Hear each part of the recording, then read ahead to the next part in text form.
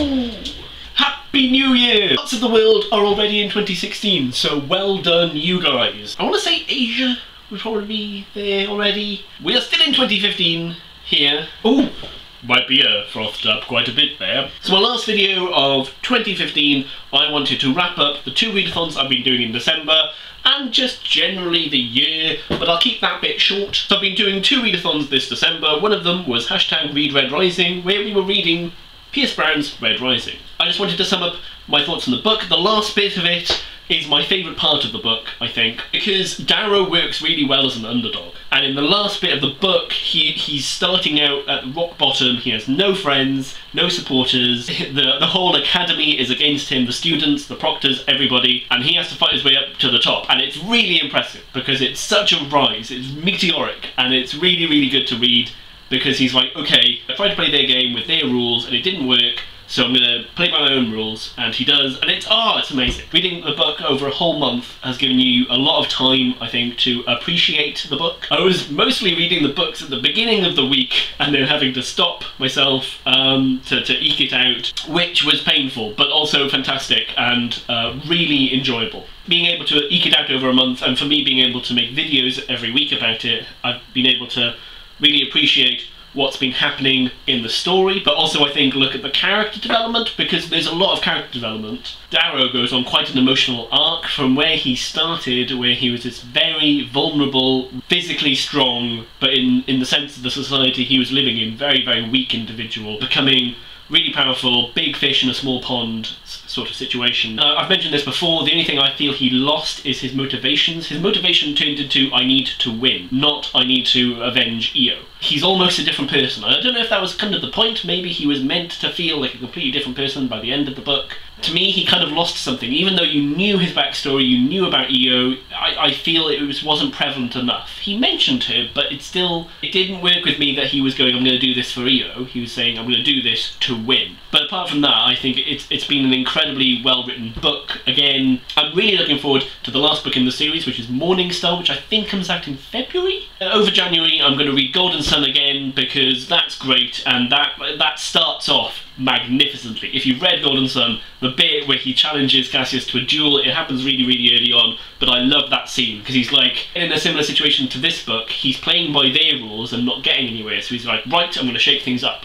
And it's fantastic, and it starts off the whole story of Golden Sun, and it's brilliant. So I'm really looking forward to reading it again. I'm also doing some more art, generally, because I really enjoy making art, comic book style stuff, and I kind of haven't been doing it for a while. It used to be like a stress relief thing for me, because I haven't been as stressed, I haven't been doing as much, and I'm not going to make myself stressed, but I'm just going to try and do more art, because I really enjoy it. It gives me a lot of pleasure, and I can take a lot of pride in what I've been doing, so I'm focusing on doing some fan art, developing my style, getting my stuff out there and getting feedback, because I find that really good to talk to people about it, talk about how I can improve, because I know I can improve, and I know the ways to improve are to look at other people's stuff, develop your own style, but any help I can get I really, really appreciate. So I'm going to be doing some art based on the Red Rising books and Golden Sun. I'm going to be posting on my DeviantArt page stuff about Red Rising. That kind of came out quickly, didn't it? Ooh. But again, thank you very much to Hodescape for organising #ReadRedRising. I've been following it on Twitter, and it's great to see people's reactions. Quite a few people have written blog posts, and I've been reading them, and that's been really, really great as well. So well done to everyone involved. Thank you very much for the opportunity, and I can't wait to read Golden Sun and then Morningstar, because Morningstar, I imagine, will be amazing. Also in December, I've been participating in the #HarryXmasToYou read-along, which is reading Harry Potter books and watching Harry Potter films. I think Maureen Keevy organised it, but there's been about 8 booktubers involved in like the read-alongs and stuff. I got as far as halfway through Goblet of Fire, which is terrible. Like, I was on like 1 book a week, but then this is huge! I'd forgotten. I'm like that way through. I'm actually reading it like this though, because this kind of happened. Like with the other Harry Potter books I've been reading this month, the amount of stuff I had forgotten in here, and also the comedy in here, has surprised me. There's so much stuff I've forgotten from the Harry Potter books. This one especially, SPEW, Winky, the return of Dobby, which is brilliant, and all of his many socks. And so many little moments and like things that will happen over the course of a few pages that were missed out of the films, because I've watched the films more recently than I've read the books. Like Harry's relationship with Moody, because it's quite a good relationship. They're very trusting, and we know what happens at the end. Oh, Rita Skeeter, like she's perfectly cast in the films, but there was not enough of her. Also, the comedy in these books has surprised me, because they're all really funny. And they're all really fun. Even though it's now getting a bit darker, you know, we've had quite a lot of darkness in The Prisoner of Azkaban. This book, we've got the Death Eaters coming back, the Dark Mark. The heightened half-blood racism, I kind of knew about it, but Draco is like, every time Draco talks to Hermione, he's really scathing. And oh, I just want to choke him. The biggest surprise for me is how much I love Hermione Granger. Because in the films, she was okay. Hermione Granger is now my favourite character in the Harry Potter universe because she is such a badass. Oh my god, she's such a badass. She's amazing. And just like really witty, funny, scathing remarks. Draco keeps on insulting her and she's fighting back really, really well. I love her so much. She's a great character. She's my favourite Harry Potter character. I mean, Dumbledore is a close second, a very close second, because he's so eccentric. Breathe and drink.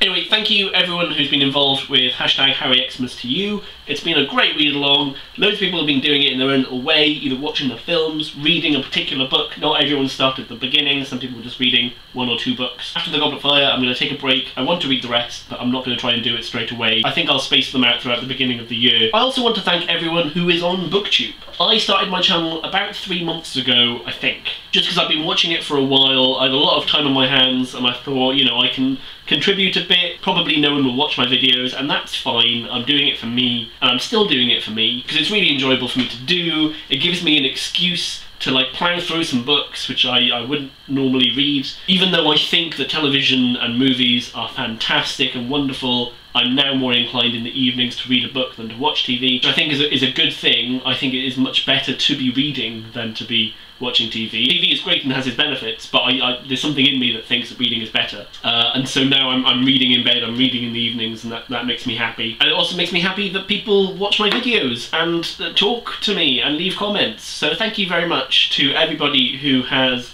given something back, replied to my comments or commented on my videos, or even just commented saying nice video, nice review, because it really means a lot to me that people are watching and enjoying my stuff. You know, I didn't expect anyone at all to watch them except for my wife. My aim in 2016 is just to continue making reviews, doing more tags, doing more videos with people, building up things within like the Booktube community. I'm already going to be doing, I think, a joint video with someone. I want to do that with other people, because I've met people through Booktube now, and they're all lovely. So thank you very much to everyone on Booktube, everyone watching. I wish you all a really great new year. 2016 is going to be fantastic. It's going to be a great year. And I'll be posting a video soon with probably a review or a tag. Who knows? Thank you very much for watching.